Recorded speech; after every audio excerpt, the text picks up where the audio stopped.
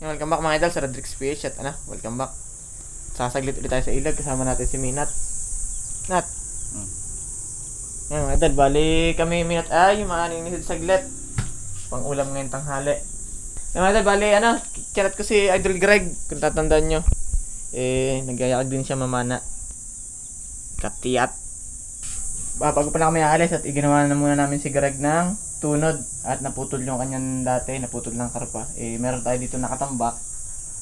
Kahit di stainless, okay lang daw sa kanya, ay di ginawa na natin. At dadalhin natin doon. Naroon naghihintay na yung mga yon. Yung mga idol, bali wala pa dito si Idol Greg. Baka kami nauna, pero paninisid namin yung mga idol. Tingnan nyo na nangyari sa ilog. Nagbago na ulit ang itsura. Sobrang laka ng ibinaha. Pipista. Nilaro na si Greg. Umuwi ako at nabasag yung aking salamin. Kinuha ko na rin kay Super Idol. Si Kep dun sa wala, mahirap talaga pag walang dalang sukot. Ang haba pati. Wala pa kaming bala ulit Nga, wala ito. Tingnan huli 30 minutes ata. Takbo, balikan. Isang karpan dumaan sa iyo? Nakatutok ka sa akin. Lumusong na? Nakikigat mo.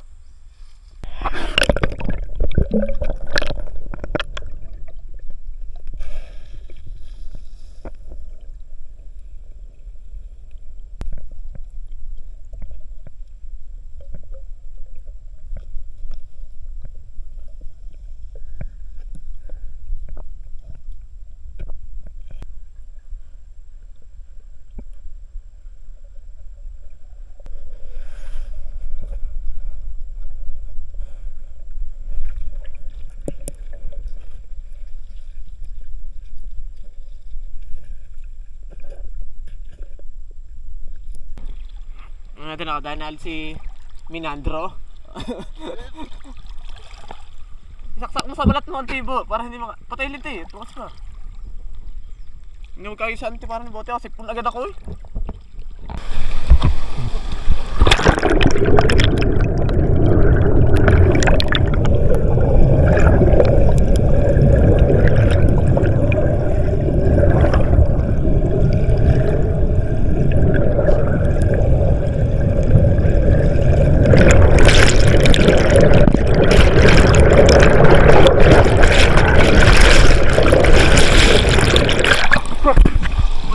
camera. Mahito. Lubog yung barrier, may malaking butas. Tining naman ang ilalim. Tining ang ilalim mo yan.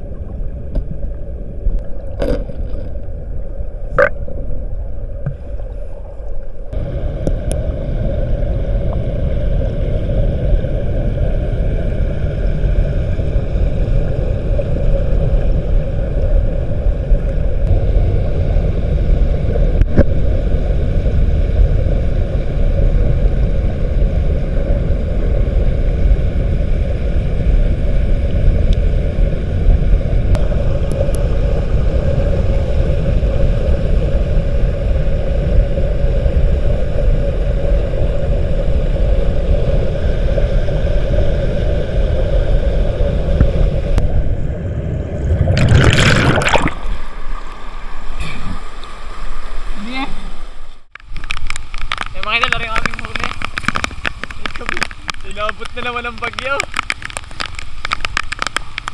Tapos nabasag ko yung aking salamin hindi ko napansin.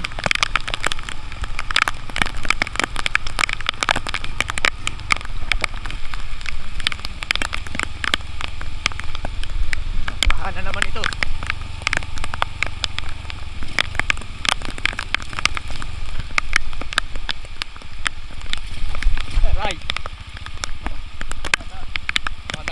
mga naliligo pa ayo.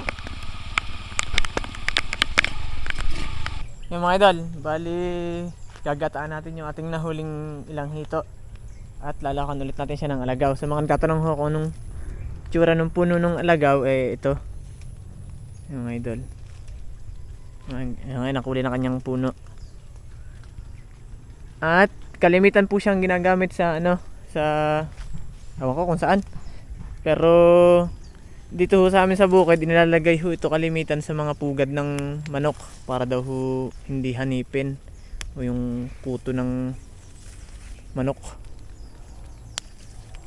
Kuha tayo. Ito hindi lang tawag doon? Hindi lang pampatanggal lansa pero pampabigay din ng maiging lasa, mga idol.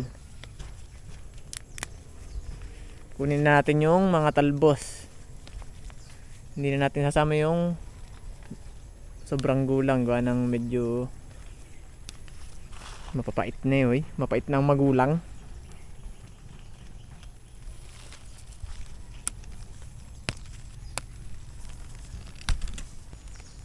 Yung mga idol, hindi naman karamihan yung ating hito, kaya okay na itong panhok. Lalasa na ito doon at pampabango din.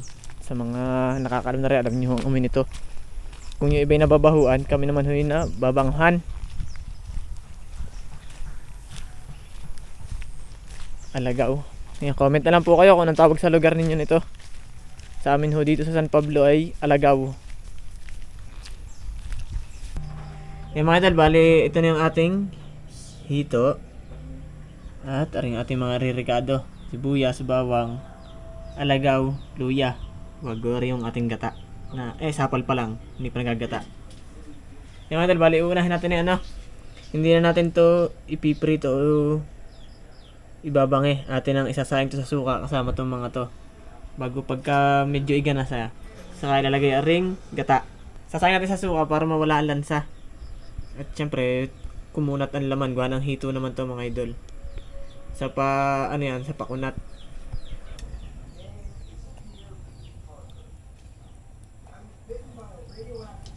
Nabasa wala na tayo silay.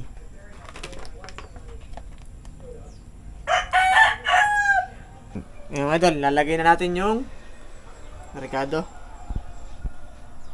Babawalan natin yung luya. At sibuyas.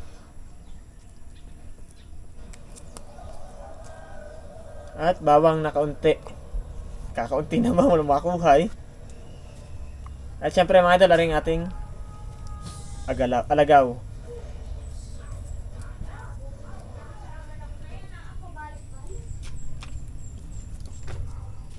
At suka.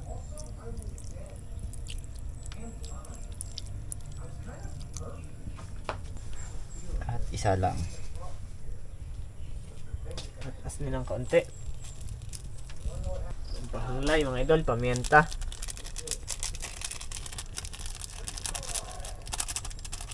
At ang importante mga idol, takpan. Yung mga idol, iga na yung suka at sabaw yung tubig ng hito. I-tap underwater mo. Ilalagay na natin yung gata.